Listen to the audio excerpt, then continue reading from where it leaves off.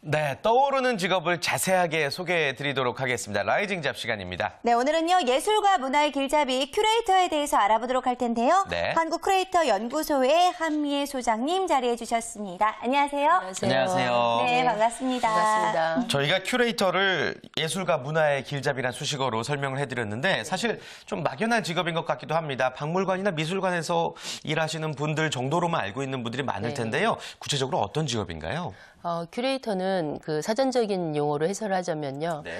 미술관이나 박물관에서 관리, 운영, 전시 기획, 자료 조사, 연구 이런 전반적인 그러니까 홍보까지요. 전반적인 업무를 하는 일들을 말하는데요. 그중에서 큐레이터가 하는 일은 전시 기획 일입니다. 그 일이 큐레이터 일입니다. 네, 전시 기획을 가장 메인으로 하고 계시는데 네. 아무래도 미술관이나 박물관에 가보면은요, 기획 전시 같은 것들이 굉장히 많이 있잖아요. 그쵸. 이런 것들을 거의 대부분 큐레이터가 한다고 할 수가 있겠네요. 네, 그렇죠. 그렇군요. 네. 전시 기획을 위해서 그렇다면 이제 구체적으로 어떤 업무를 맡고 계세요? 전시 기획의 그 과정이 있습니다. 네. 과정이 제일 먼저 이제 큐레이터들이 전시를 만들 때요. 제일 먼저 기획 컨셉을 설정하죠. 주제를 설정하고 예, 예. 그다음에 거기에 맞는 작가를 선정해야 돼요. 그래서 작가를 선정하면 그 작가가 가지고 있는 그 작품들 그거를 공간에다 연출을 하죠. 연출을 하고 그리고 그 전반적인 전시에 대한 홍보도 합니다. 홍보도 하고 마케팅도 하는 그런 전반적인 과정을 큐레이터가 하는 일입니다. 네. 굉장히 멋진 일을 하고 계시는데 네. 소장님도 굉장히 여러 가지 기획 전에 기획을 또 해보셨을 것 같아요. 그중에서 좀 인상적이었던 기억에 남는 전시는 또 어떤 게 있었을까요? 제가 기억에 남는 거는 이제 좀 오래됐는데요. 가족이라는 테마를 가지고 전시를 기획했습니다. 예. 그래서 그 당시에 굉장히 사회적인 문제, 가족 해체에 대한 문제를 사회 이제 이슈화 돼 있기 때문에 그것을 가지고 전시 그 컨셉, 모티브를 가지고 제가 기획을 했는데요. 예. 그때 이제 그 대화 단절이 되어 있던 가족들이 오셔갖고 전시도 보고 그다음에 가족 사진도 찍어가고 그런 전체 컨셉이 그런 전시였는데요. 그때 굉장히 이제 소신감을 많이 느꼈고 그러니까 그런 모든 인문학적인 요소들도 사실은 전시 기획의 모티브가 될 수가 있는 거예요. 그래서 그렇군요. 그런 네, 가족 전시가 되게 네. 인상이 있었습니다. 예. 네. 기회가 된다면 저희도 한번 꼭 보고 싶은데 그나저나 그 사실 대중들이 예술 작품을 바라보는 게 조금 어려워요. 네. 예, 공부를 해야지만 이해할 수 있는 건 아닌가라는 생각이 들기 마련인데 좀 쉽게 다가갈 수 있는 방법 같은 것도 많이 아실 것 같아요. 네. 그러니까 그 큐레이터가 되려면 네. 그 일단은 뭐 미술 전공을 해야 되고요. 전공을 하고 미술 전공을 안 한 친구들이 이제 큐레이터를 하고자 할 경우에는 예. 학예사 자격증 시험이 있습니다. 네. 그런 방법들을 통해서 이렇게 큐레이터가 되기는 하는데 네. 자, 아무래도 대중들이요. 이 예술 작품을 느낄 때 저 같은 경우에도 전시회를 가면은 왠지 쪼는 느낌이 들어요. 이거 좀 그러니까요. 어려운 게 아닌가라는 생각이 들기도 하거든요. 대중이 예술을 접할 때 조금 더 쉽게 다가갈 수 있는 방법 어떤 게 있을까요? 추천을 예. 좀 해주세요. 대중이 이제 전시를 볼 때요, 꼭 그 기획자가 의도한 대로 꼭 같이 공감할 필요는 없어요. 그래서 그걸 봄으로써 본인이 자기가 이제 경험에서 오는 것이 이제 어필이 되는 경우가 있거든요. 예. 그 전시를 봄으로써. 그래서 각자의 그 느낌이 굉장히 소중하다고 생각해요. 그리고 그렇게 감상하는 법도 그렇게 하시면 돼요. 꼭 그 동등하게 기획자가 의도한 대로 설명을 드려야지만 되는 건 아니고 자기가 그 전시를 봄으로써 느껴지는 게 많은 예. 그런 감동이 저희가 지금 얘기하는 그렇군요. 네, 네, 작품 전시를 좀 많이 보다 보면은 그런 게 좀 많이 느껴지겠죠? 그렇죠. 네. 그렇죠. 전시를 많이 보면은 이제 그런 부분들이 많이 느껴질 수 있는데 네.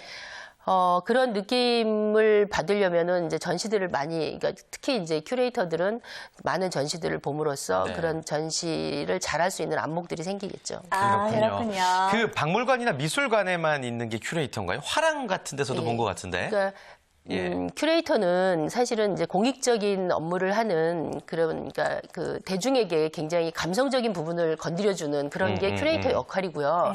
사실은 화랑에서도 큐레이터라는 용어를 쓰지만 화랑에서는 사실은 갤러리스트라는 용어를 써야 돼요. 근데 본질이 틀린 거죠. 공익적인 큐레이터와 공익적인 공간의 큐레이터와 화랑에서 공간. 상업적인 공간에서 네. 하는 큐레이터들은 그러니까 여기는 이제 그러니까 그 이익이 이제 목적이고 네. 여기는 공익적인 게 목적이기 때문에 그런 언어 구분, 그러니까 사용을 이제 앞으로는 좀 더 정확하게 이제 그래야 그 세분화 필요가 되겠죠. 있겠네요. 예. 야, 네. 그렇군요. 다른 부분이었는데 아무래도 큐레이터라는 말로 통용해서 썼던 것 같습니다. 네. 자, 그런데 아무래도요, 큐레이터라는 자체가 활동 분야가 많이 넓어지고 있기 때문에 많은 분들이 관심 있어 하실 것 같은데요. 아무래도 없던 일을 새롭게 만들어낸다라는 기획적인 부분에서 스트레스도 굉장히 많을 것 같은데 어떠세요? 그렇죠. 그러니까 전시를 기획하다 보면은요, 굉장히 그 작가들을 대응하기가 굉장히 어려운 점이 많아요. 네. 작가들이 굉장히 독특한 성격들을 갖고 있고 다 틀리잖아요. 네. 그래야지만 작업을 네. 할 수 있는 거고, 그래서 작가들을 대하는 것이 좀 어려운 부분들이 있고요. 그리고 이제 생각하지 자기가 의도했던 부분이 잘 안 됐을 때, 그럴 때 좀 어려운 부분들이 있죠. 아무래도 그렇군요. 반대로 그러면 이제 좀 매력적으로 느껴지는 부분은 어떤 걸까요? 매력적으로 느껴진 거는 이제 창의적인 이 일이 사실 큐레이터라는 직업이 창의적인 일이에요. 그래서 자기가 처음부터 본인이 다 생각해서 그거를 필드에까지 끌고 오는 그런 거기 때문에 그 창의적인 업무에서 굉장히 기쁨을 느끼고요. 보람 느끼시고. 네, 보람을 되게 많이 예. 느끼는 거죠. 근데 큐레이터가 작가를 발굴하는 일들도 한다고 들었는데 그 부분에 대해서도 설명을 해주실까요? 네.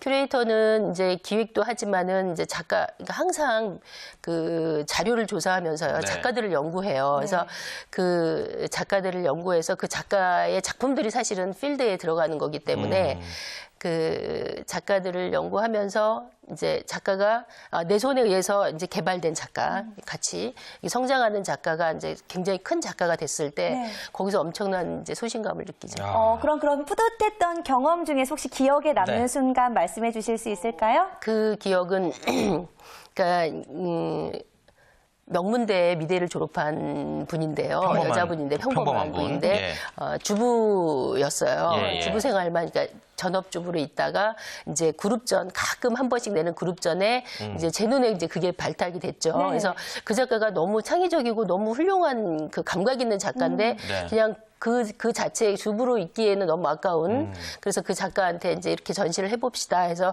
연계돼서 전시를 몇 개를 진행하면서 했는데 그 작가가 이렇게 점점 발전되면서 한국 대표 선수로 뽑힌 거예요.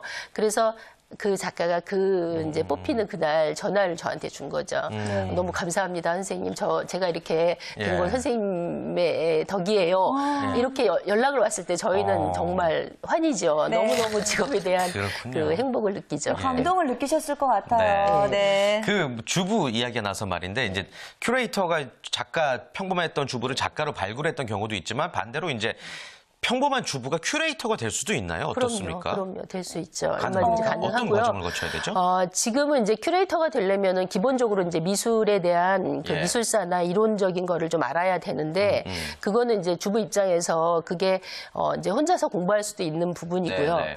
그래서 그 공부를 하고 난 다음에 실무를 해야 돼요. 그러니까 실무를 해야 되는데 사실 큐레이터는 미대를 나와서 이제 간단한 인턴을 통하고 난 다음에는 그걸 들어올 수가 있는데 그렇지 않는 이제 나는 전공을 안 했어. 근데 큐레이터를 하고 싶어 하는 친구들은 학예사 자격 시험 제도가 있어요. 네. 그래서 매년 이제 그 자격 제도가 있는데 네. 1년에 한 번씩 봐요. 네. 그래서 그 자격증 시험을 통해서 자격시험. 통해서 네, 그 도전할 수가 통과가 있다. 되면은 이제 큐레이터로 할 수 예. 있죠. 네, 아무래도 그렇군요. 미술적인 감각이나 기획력 같은 거는 기본이 되겠죠. 그렇죠. 네, 네. 그렇습니다. 자, 그리고 저희가 좀 짚어줄 수 있지만 이걸 또 여쭤봐야 돼요. 큐레이터라는 직업을 꿈꿨을 때 내가 얼마까지 벌 수 있나? 연봉을 미리 좀 알고 들어가야 될 것 같거든요. 연봉은 사실 그 제도권 안에 있는 그러니까 미술관, 박물관, 화랑 이런 네네. 데서 일하시는 분들은 일반 뭐 그 사무직 사무직. 예, 사무직 그 수준의 예, 그 예. 월급을 받고요. 네. 그다음에 이제 독립 큐레이터인 디펜던트 큐레이터가 있어요. 이제 이게 독립 큐레이터인데 그런 분들은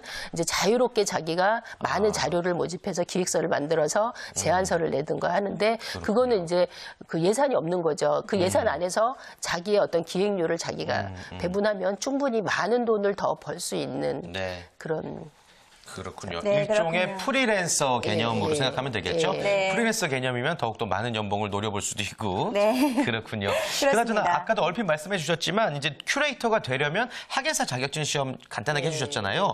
학예사 자격증 시험만 통과하면 되는 겁니까? 어떻게 해야 되는 거죠? 학예사 자격증 제도는요. 예. 매년 이제 한 번 있어요. 매년 12월에 한 번 있고 총 4과목을 봐요. 네. 그리고 공통 과목은 언어하고 박물관학 요게 있고 이제 선택 과목 2과목이 있어요. 그거는 지질학, 뭐 현대미술론, 뭐 미술사, 뭐 이런 여러 가지 그 관련된 거에서 2개 선택하는 거예요. 그래서 총 4과목이고 저기 점수는 평균을 내서 60점 이상이 돼야지 통과가 됩니다. 네, 그렇군요. 그렇군요. 자, 그렇다면은 또 미술을 전공한 분들 같은 경우에는 인턴 생활을 하면 된다라고 좀 전에 이야기를 네. 해주셨는데 인턴은 또 어떤 기회를 통해서 해볼 수가 있을까요? 인턴은 이제 그 많은 그러니까 스스로가 이렇게 이쪽을 내가 해보고 싶다고 하면은 이제 정보 그러니까 블로그나 뭐 인터넷이나 책이나 이런 것을 통해서 열심히 그 자료들을 모아야죠. 모으고 그것에 대한 것을 찾아가면서 직접 그 실제로 이제 현장에서 일하시는 분들을 찾아가서 이제 인턴을 요구할 수도 있고요. 네. 그렇게 해서 뭐 경험을 쌓는 게 되게 중요하죠. 네, 네. 정말 인턴을 통해서 많은 경험들을 얻으시면 좋을 것 같은데, 자, 그렇다면 큐레이터 직업에 대해서 교육 정보도 좀 알고 싶습니다. 좀 알 수 있는 네. 내용들이 있을까요? 어디서 배워야 되죠? 뭐 일단 저희는 지금 저희는 사단법인 한국 큐레이터 연구소인데요. 네. 저희 연구소에서 올해 13년도 전반기 그 예술 프로그램이 있어요. 네. 그래서 큐레이터 양성 과정 프로그램이 있는데요. 그 프로그램을 이제 15일까지 오늘이네요. 오늘까지 네. 이제 마감인데요. 저희는 이제 이번에 심화 과정으로 해서요. 좀 더 실무에 가까운 현장을 습득할 수 있는 그런 교육으로 지금 진행하고 네. 있습니다. 지금 화면 밑에 나와 있는 주소는 이제 학예사 자격증을 네. 여러분들 준비하실 때 참고하시면 되는 사이트 주소였고요. 네. 또 curator.or.kr을 통해서 큐레이터 양성 과정 1기를 모집을 한다고 하니까 말씀해 주신 것처럼 여러분들 꼭 반드시 참고하시기를 바라겠습니다. 네. 자, 마지막으로 큐레이터를 꿈꾸는 예비 사회인 분들 굉장히 많이 계십니다. 그분들을 위해서 조언 한 말씀 부탁드릴게요. 네. 큐레이터라는 직업은 많은 대중들이 굉장히 우아한 직업으로 알고 있습니다. 그런데 이 직업은 굉장히 그 감각적이면서 순발력 있는 그런 소양의 성격이나 그리고 적극적인 그런 성격의 소유자라면은 얼마든지 가능할 수 있습니다. 네, 좋습니다. 이런 분들이 꼭 큐레이터가 되셨으면 좋겠고요.